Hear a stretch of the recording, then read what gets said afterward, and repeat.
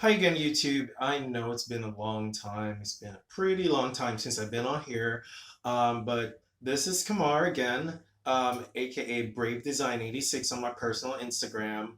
Um, Brave Design underscore creations for my landscapes and erotic art on Instagram. That page I don't usually link to, which for obvious reasons. But today I wanted to talk about.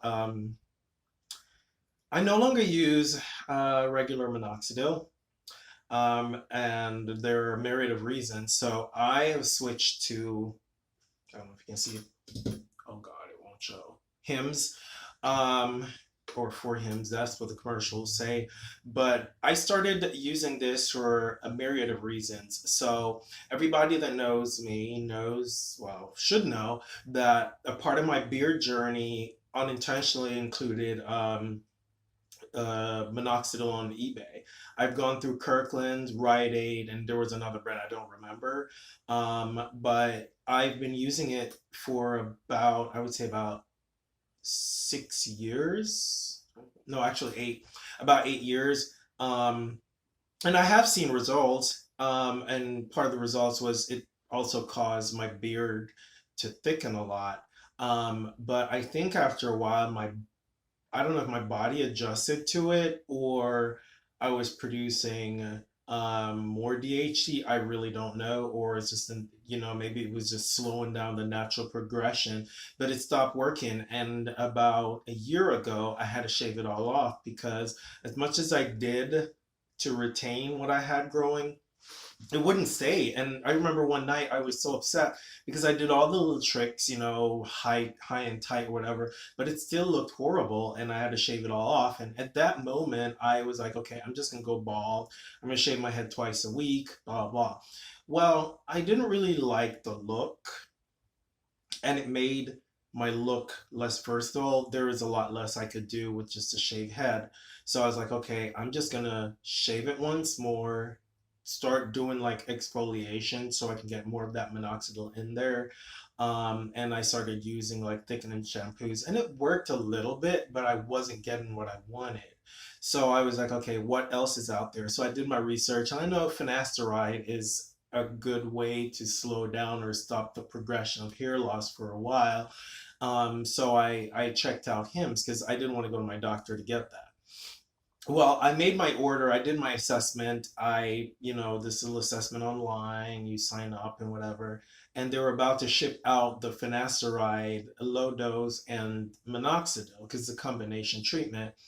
Um, but I started doing research, and some people were saying it caused no significant muscle loss. Some people were saying it can affect, oral finasteride can affect fast twitching muscle fiber.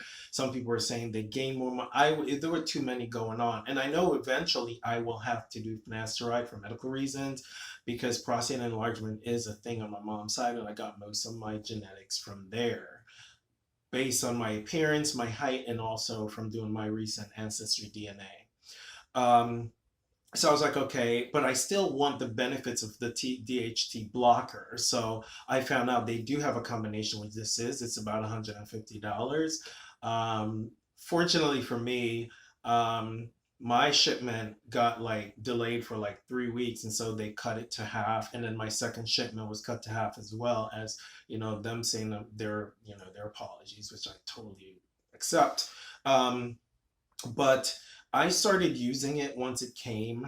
Didn't cut any of the hair before, and I started using it. I still use the DHT blocker shampoo, which I don't think it has any DHT blocker in there, to be honest.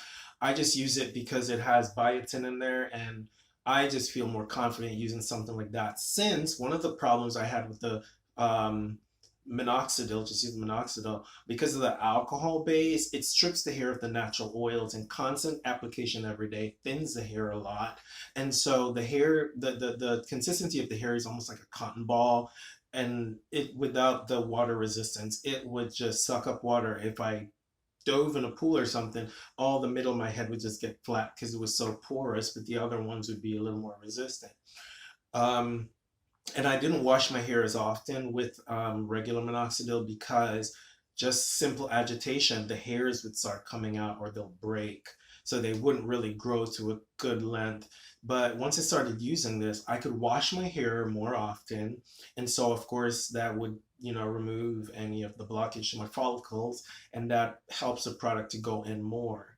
The thing on the box did say I probably won't see results until between, I think, 3 to 6 months. Some people start seeing results after a year. It varies. Some people never see results.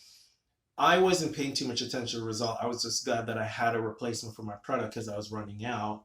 And in order to get this, at least this, I used to have to use hair fibers if I knew I was going to be photographed. I haven't used hair fibers in a long time. It started filling out, and I don't know if it's the hairs thickening or the quality of hair that's growing is a lot thicker, and so it's able to cover more area. But when I look, because I occasionally check when I'm styling my hair, I don't have to do a lot of like changing the pattern of the hair or something to hide bald spots, so I don't have that problem anymore. These areas are tricky because, to be honest, I kind of had them growing up. Like, I think I may have shown a picture on my minoxidil review. I've always had very thin temples growing up, and I remember they were so thin as a kid that they were slightly blondish brown. I've never had a lot of at my temples, so I don't expect those to miraculously fill in. But I will say, after about 6 weeks, I did start seeing a change, whether it be just this product or a combination of my treatment, because I also use a biotin conditioner and I leave it in for like 5 minutes. I do that twice a week. I'm also, because I can wash my hair a lot more often now, I do use a lot more product in my hair. I never used these, but now I use products that moisturize the hair and also a little bit of oil so that I can, nourish those hair cells or whatever, so they look a lot more healthier. So they are a lot more healthier. I can wash my hair 2, 3 times a week without worry. So I will say so far, I've been using it for 3 months, and I will say it's a lot better. I don't have the itching. That was another thing, the minoxidil. It would cake up on my scalp, and trying to get rid of it would also pull hairs out. Washing it every day only caused the residue to gum up. So then instead of it being flakes, now it's like pieces of styrofoam. It just wasn't working very well for me. I mean, it's the only thing that worked over the years. Didn't mean that it was perfect. But what I like about this, you only need to apply it once a day, which is good because sometimes it's really annoying. You're in bed and you're like, God, I gotta put my minoxidil on. I also take biotin, which is not for my hair. Biotin, I don't know if anyone else has this experience, but I'm 35, about to be 36. I have maybe 2 or 3 grays. I've had about, I would say about 10, but I realize that when I take biotin, the hair itself becomes black.